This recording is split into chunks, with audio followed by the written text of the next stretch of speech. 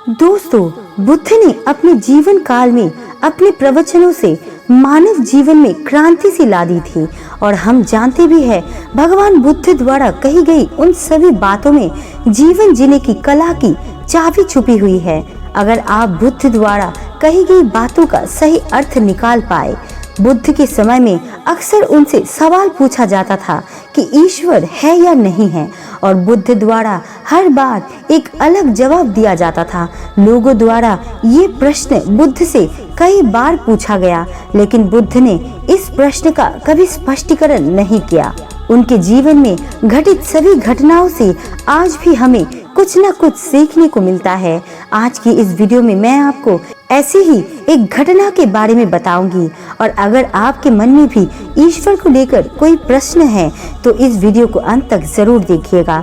दोस्तों, स्वागत है आप सभी का हमारे ज्ञान तिलक चैनल में। वीडियो को शुरू करने से पहले हमारे चैनल को सब्सक्राइब जरूर कर ले ताकि आपको ऐसी वीडियो मिलते रहें।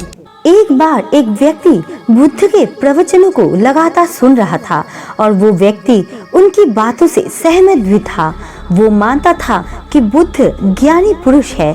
तो एक बार बुद्ध ध्यान में बैठे हुए थे और वो व्यक्ति बुद्ध के पास गया और पूछा कि हे बुद्ध, कृपया करके आप मुझे ये बताएं कि ईश्वर है या नहीं। इसके साथ ही मैं आपसे अनुरोध करता हूँ कि मेरे प्रश्न का बिल्कुल सीधे सीधे जवाब दे, क्योंकि बुद्ध के बारे में ये बहुत ही प्रचलित है कि बुद्ध किसी भी सवाल का जवाब सीधे सीधे नहीं देते थे। उनके जवाब रहस्यों से भरे होते थे। तो बुद्ध ने उस व्यक्ति को सुना और मुस्कुराए और फिर उस व्यक्ति से कहा, चलो ठीक है, मैं जवाब दूंगा, लेकिन उससे पहले कुछ प्रश्नों का उत्तर मैं तुमसे चाहता हूँ। पहले उन प्रश्नों का जवाब तुम मुझे दे दो। व्यक्ति ने कहा, जी हाँ बिल्कुल, आप मुझसे सवाल पूछिए। तो बुद्ध ने पहला प्रश्न ये पूछा कि क्या तुम सूर्य को मानते हो। अब उस व्यक्ति ने बुद्ध की तरफ बड़ी अजीब तरीके से देखा और कहा कि हे बुद्ध, ये किस प्रकार का प्रश्न है। क्या मैं कोई बालक हूँ जो बालक से पूछे जाने वाले प्रश्न आप मुझसे कर रहे हैं। सूर्य तो साक्षात प्रकट होता है, पूरी पृथ्वी को रोशनी देता है।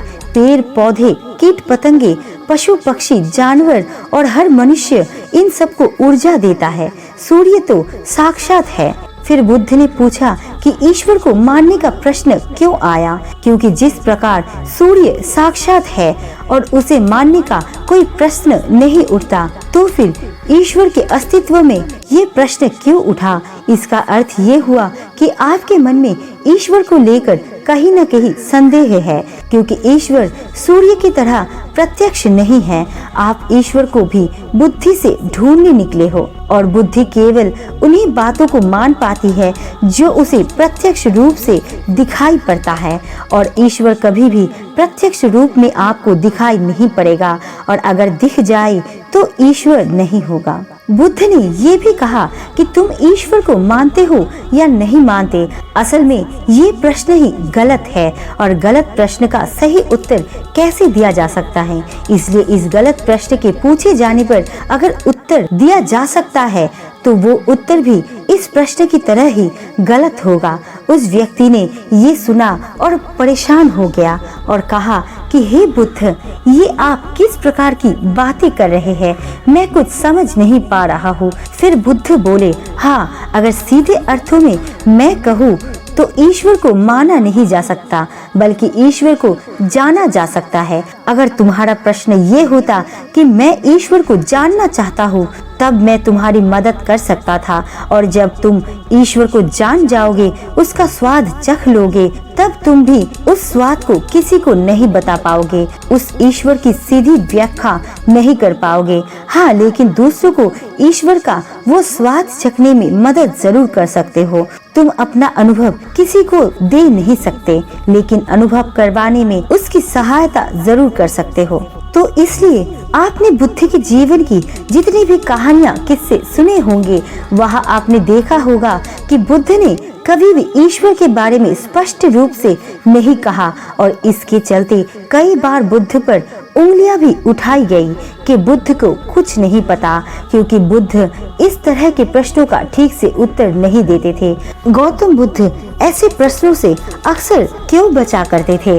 वो ईश्वर और आत्मा से संबंधित प्रश्नों के उत्तर अक्सर नहीं देते थे, और अगर कभी देना भी पड़ता था तो वो उदाहरण के माध्यम से उसे समझाने का प्रयास करते थे, क्योंकि ईश्वर और आत्मा के बारे में कभी भी स्पष्ट जवाब दिया ही नहीं जा सकता, ये संभव ही नहीं है। और बुद्ध को सच में ज्ञान प्राप्त हुआ था, वो उस परमात्मा का अनुभव कर चुके थे, और कोई भी व्यक्ति जो बुद्धत्व को प्राप्त हो जाता था वो ईश्वर के बारे में या ज्ञान के बारे में आपको सीधे सीधे कभी नहीं बताता है। आपके प्रश्न के उत्तर को बीच में ही लटका देता है, क्योंकि वो चाहता है कि आप उसका स्वाद खुद चखे। बुद्ध ने कभी ये गलती नहीं की जो तथाकथित ज्ञानी पुरुषों ने की। मतलब जितने भी तथाकथित ज्ञानी पुरुष ने ईश्वर के बारे में स्पष्टीकरण किया और उनके अनुयायियों ने उनके धर्म गुरुओं द्वारा ईश्वर के बारे में कई बातों को मान लिया, वो अपने समुदाय बना लिए। फिर क्या हुआ वो अब देख ही रहे हो। उन तथाकथित धर्म गुरुओं द्वारा दी गई प्रामाणिकता के आधार पर आज सभी समुदाय तलवार लिए घूम रहे हैं, और उन तलवारों हथियारों के आधार पर प्रमाणित करना चाहते हैं कि मेरा ईश्वर सही है। तुम अपने ईश्वर भगवान को छोड़ो और हमारे को मानो, क्योंकि वही सत्य है, तुम्हारा ईश्वर तो झूठा है।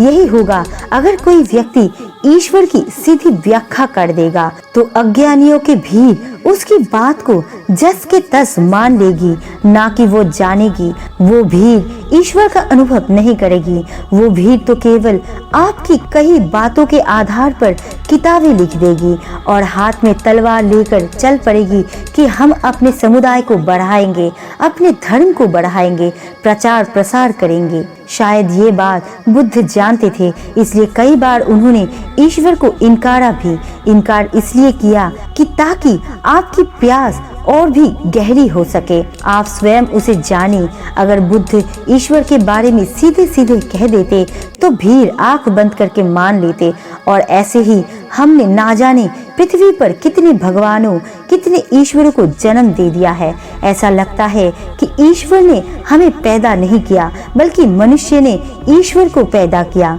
देखो अपने आसपास आपको कितने ईश्वर के बारे में जानने को मिल जाता है, लेकिन उसका अनुभव किसी को नहीं है। अगर आपके मन में भी ईश्वर को लेकर प्रश्न है तो आप ध्यान करो, उसमें गहरा उतरो। जैसे जैसे ध्यान गहरा होगा वैसे वैसे आपके सभी प्रश्नों के उत्तर आपको पता चल जाएगा और आप उसे जानने के करीब पहुंचते चले जाओगे। फिर आपको किसी ईश्वर को मानने की आवश्यकता नहीं होगी, बल्कि आप स्वयं उसे जान पाओगे। अपनी स्वयं की आत्मा तक पहुंचने का द्वार आपके उस ईश्वर का द्वार है। तो दोस्तों, आपको हमारी आज की ये वीडियो कैसी लगी कमेंट्स करके जरूर बताना, और वीडियो अच्छी लगी तो लाइक एंड सब्सक्राइब जरूर करना। आपका कीमती समय देने के लिए दिल से शुक्रिया।